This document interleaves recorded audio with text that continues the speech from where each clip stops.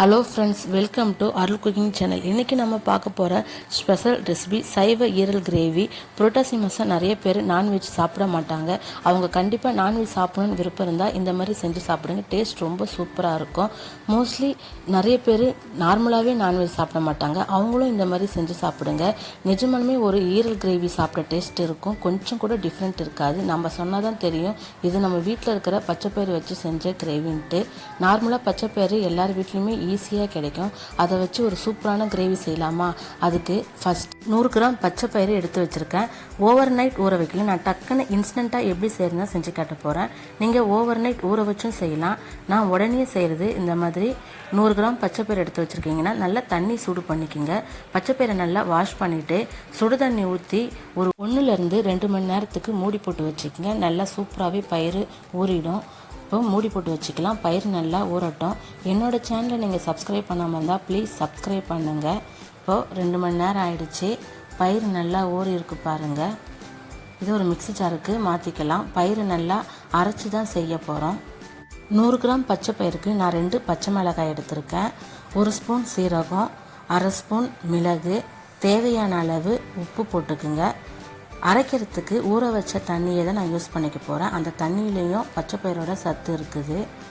அந்த தண்ணியை தேவையான அளவு ஊற்றி அரைச்சிக்குங்க. ரொம்ப தண்ணியாக அரைக்க வேண்டாம். நல்லா இந்த அளவுக்கு திக்னஸாக அரைச்சிக்குங்க. பாருங்கள், 1 hour 2 hourலேயே நல்லா பச்சை பயிரை பொறுத்த வரைக்கும் சீக்கிரமாகவே நல்லா ஊறிடும். இப்போ ஒரு இட்லி பாத்திரத்தில் அடியில் தண்ணி ஊற்றிட்டு அதுக்கு மேலே இட்லி குத்த வச்சு அதில் வச்சுக்கோங்க. நல்லா எண்ணெய் தடவிட்டு வைங்க.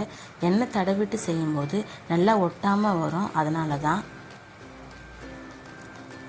இந்த மாதிரி வச்சதும் ஒரு 10 to 15 நிமிஷத்துக்கு ஸ்டவ்வில் வேக வச்சு எடுத்துக்கலாம். இப்போ இதை வேகட்டும். பச்சைப்பயிறு நல்லா வெந்ததும் ஆற வச்சுட்டு எடுத்துக்குங்க. எண்ணெய் தடவுனதால ஒட்டாமல் ஈஸியாக வருது பாரு. பச்சைப்பயிறு உடம்புக்கு ரொம்ப நல்லது.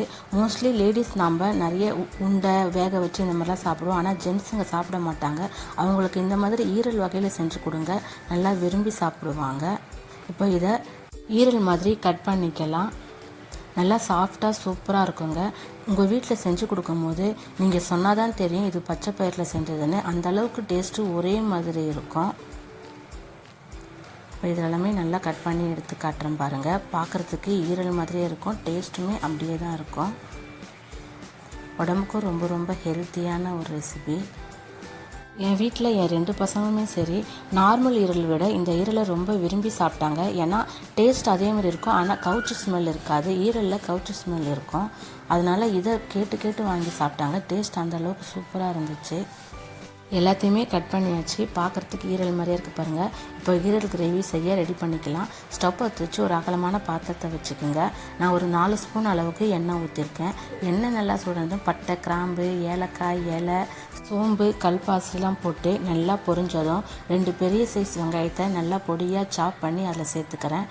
நல்லா வதங்கட்டும். காரத்துக்கு 2 பச்சை மிளகாவை நீட்டாக கட் பண்ணி போட்டுக்குங்க. அதுக்கப்புறம் கொஞ்சமாக கருவேப்பிலை. இது எல்லாத்தையுமே நல்லா எண்ணெயிலேயே வதக்கிக்கணும். நல்லா வதக்கி செய்யும் போது கிரேவி நல்லா டேஸ்ட்டாக இருக்கும். செமி கிரேவி மாதிரி. வெங்காயம் நல்லா வதங்கினதும் 1 ஸ்பூன் அளவுக்கு இஞ்சி பூண்டு பேஸ்ட்டு. இதையும் நல்லா பச்சை ஸ்மெல் போக நல்லா வதக்கிக்கலாம். வெங்காயம் வதக்கிட்ட அப்புறம் இஞ்சி பூண்டு பேஸ்ட்டு போட்டு வதக்கும் போது சீக்கிரமாக குக் ஆகிடும். அதுக்கப்புறமா ஒரு 2 தக்காளி, நல்லா பெரிய சைஸ் தக்காளி தான். இதையும் போட்டு லைட்டாக மிக்ஸ் பண்ணிவிட்டு அதுக்கப்புறம் கூடவே மசாலாலாம் சேர்த்துக்கிறேன். கொஞ்சமாக மஞ்சத்தூள், சீரகத்தூளையும் கொஞ்சமாக போட்டுக்கோங்க.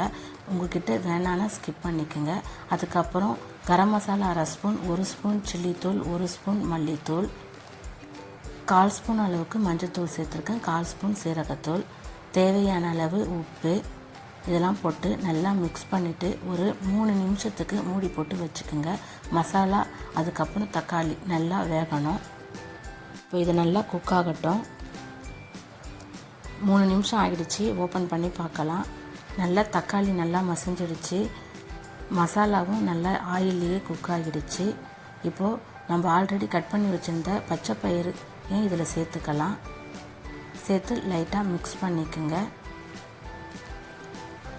நல்லா மிக்ஸ் பண்ணதும் இது ஊற வச்ச தண்ணியை தான் நான் இதில் சேர்த்துக்க போகிறேன். எனக்கு அதிக கிரேவியாக தேவையில்லை, அதனால் நான் ஒரு 1/4 டம்ளர் அளவுக்கு ஊற வச்ச தண்ணியே சேர்த்துக்கிறேன். உங்களுக்கு நல்லா கிரேவியாக வேணும், இட்லி தோசை சப்பாத்தி இந்த மாதிரி சாப்பிட்றதுக்கு நல்லா கிரேவியாக வேணும்னா தண்ணியை வந்து 1 டம்ளருக்கு அளவுக்கு சேர்த்துக்குங்க.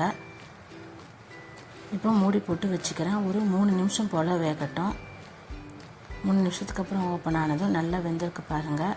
நிறைய தண்ணி ஊற்றினா கொல கொலன்னு ஆகிடும்லாம் பயப்பட வேணாம், அப்படியே தான் இருக்கும். இதை நல்லா மிக்ஸ் பண்ணிக்கிறேன். ஈரல் கிரேவினாலே நம்ம லாஸ்ட்டாக மிளகுத்தூள் சேர்ப்போம். நான் 1/2 ஸ்பூன் அளவுக்கு மிளகுத்தூள் சேர்த்துருக்கேன். கொஞ்சமாக கொத்தமல்லி சாப் பண்ணி போட்டு நல்லா மிக்ஸ் பண்ணிக்கிறேன். ஏன்னா அதுதான் நல்லா காரசாரமாக டேஸ்ட் நல்லா சூப்பராக இருக்கும். பார்க்குறதுக்கு உண்மையாலுமே ஒரு ஈரலை வச்சு செஞ்ச மாதிரியே இருக்குது பாருங்கள். டேஸ்ட்டுமே அதே மாதிரி தான் சூப்பராக இருக்கும். ரொம்ப ஹெல்த்தியானதும் கூட. அதுவும் புரட்டாசி மாதத்துக்கு ஏற்ற டிஷ்ஷு. பெரியவங்கலேருந்து குழந்தைங்க வரைக்கும் எல்லாருக்குமே ரொம்ப பிடிக்கும். கண்டிப்பாக விரும்பி சாப்பிடுவாங்க. கண்டிப்பாக ட்ரை பண்ணி பாருங்கள். எப்படி இருந்ததுன்றது கமெண்ட்ஸ்லேயும் சொல்லுங்கள். அருள் குக்கிங் சேனலை லைக் பண்ணுங்கள், ஷேர் பண்ணுங்கள், சப்ஸ்கிரைப் பண்ணுங்கள். தேங்க்யூ ஃபார் வாட்சிங்.